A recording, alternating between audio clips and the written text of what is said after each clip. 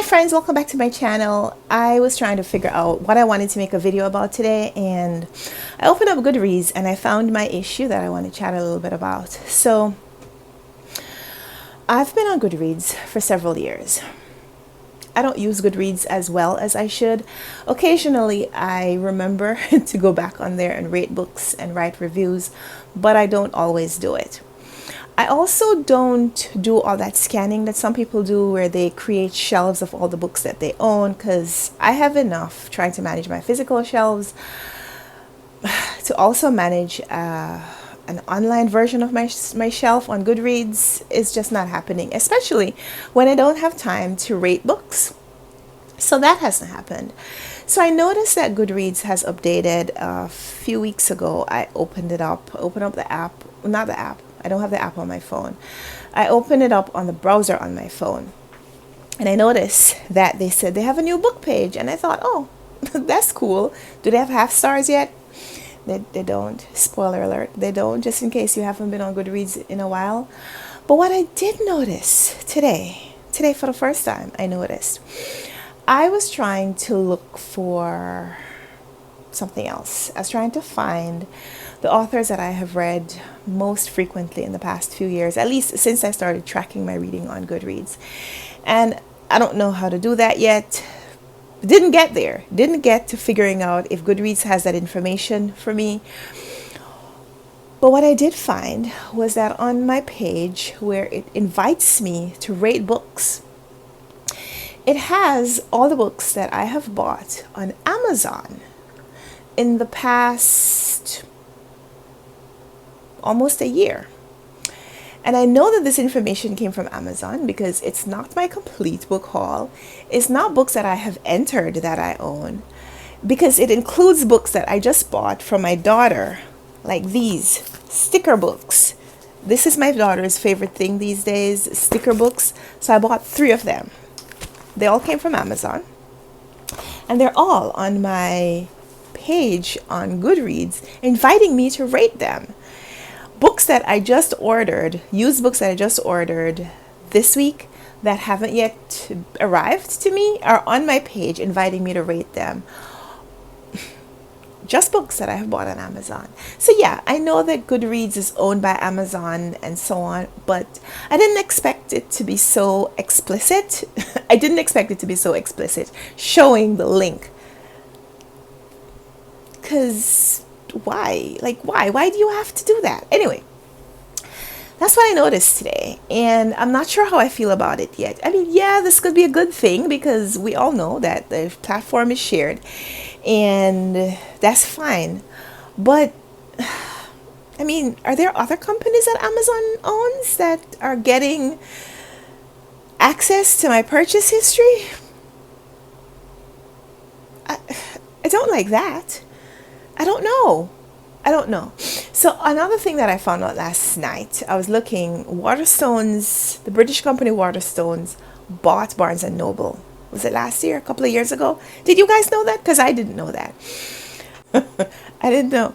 I guess I need to get a little caught up, a little up to speed on the book industry, a little bit more than just reading. Yeah, so that was issue number 1 and 2. And issue number 3, I was reading, last night, I couldn't sleep because update on my kids' well-being, my kids' attitude, my kids' status. Yeah, that's it. Status update for my daughter. So I told you guys, I think in my most recent video, I told you that I had to go get her from school on Friday because she wasn't feeling well. By the time she came home, she had felt a lot better. And on Saturday, when I was going to take her to the doctor, if she hadn't felt better, she was much better. We were actually going to go to church. We actually didn't, because I said, all right, maybe we should just stay home, give her an opportunity to rest. We didn't rest. We went out. She rode her bicycle. She was fine. Saturday night, she spiked a fever, and I gave her some medicine, came down. Sunday, she was okay. We went to see her grandmother. Towards the end of the visit, she started getting a little tired. I felt, okay, maybe she just needs a little bit more rest. We came home. She rested. Another fever spike on Sunday night. So on Monday morning, I spent about 5 hours trying to get an appointment for her at the doctor. Eventually we were able to go, but not before we had to do a telehealth screening, because the fact that she has a fever, I guess they're trying to assess whether or not they want her in the doctor's office. I don't know, man. It just, they say that having a child is like having your heart in the open. It's heart and brain and thought process and all the emotions, because I've been so scared for her. She doesn't want to take the medicine. She's like really resistant to the medicine, just like really, really resistant.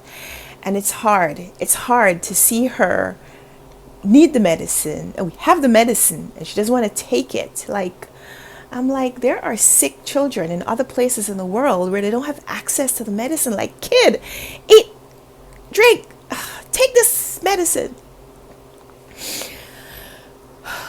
But we're managing, we're coping, I hope.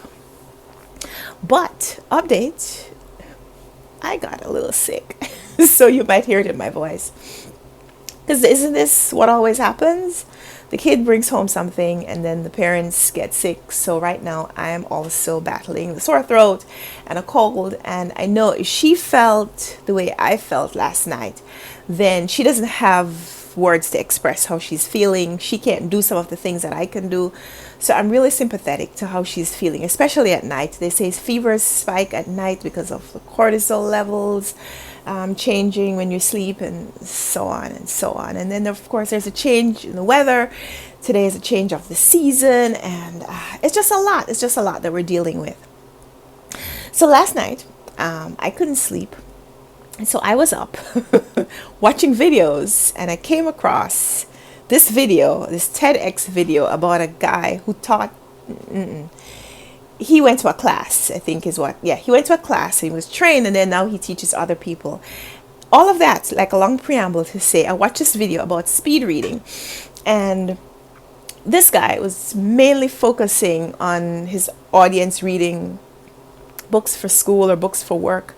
But I was thinking, I have this massive TBR that I still need to get through, like this, a TBR for this month and a TBR for next month and a TBR for the rest of the year, a massive TBR that I need to want to, like, no, nobody is like waiting for me to accomplish these goals except my reading journal. My reading journal is totally invested on me achieving my reading goals, but nothing else, no one else. No, not really. But I would like to read these books. And so I've been thinking, question for you, do you guys speed read? Like, how long does it take for you to read a book? So one of the things that I'm gonna be doing is I want to read this book. I'm not going to show you the cover yet because this is for an upcoming video. I want to read this book in October, and it's a huge classic, and I want to know how long I should plan for it to take me. So my daughter's up, I gotta go. Come say hi to the friends. No. So you know she's not always crying like this, but she doesn't feel great. You want to say hi? Say hi to the friends.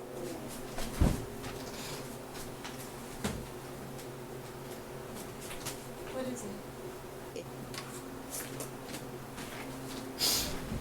So my mom told me this morning that today is the beginning of Senior Citizens Week. I don't know if this is internationally or in Jamaica. She also told me that it's Sunday. This coming Sunday is going to be Grandparents' Day in Jamaica. So, lots to celebrate. We're not going to focus on the fact that things are not as perfect as they often are. We're going to try to get back there. So, wishing you guys a fantastic day, fantastic everything. Autumn, fall, week ahead. We're going to try to get this little one to get better soon so she can go back to school. I know she misses it. So yeah, hope you guys are having a better day. Give this video a thumbs up if you liked it. It's kind of random, but I just wanted to come on here and chat with you guys a little bit. Like I said, you guys are this is part of my therapy. A little bit of a sounding board and definitely a supportive community. So thank you so much for being here. Thank you for watching. And until we come back with another video, happy reading. Bye!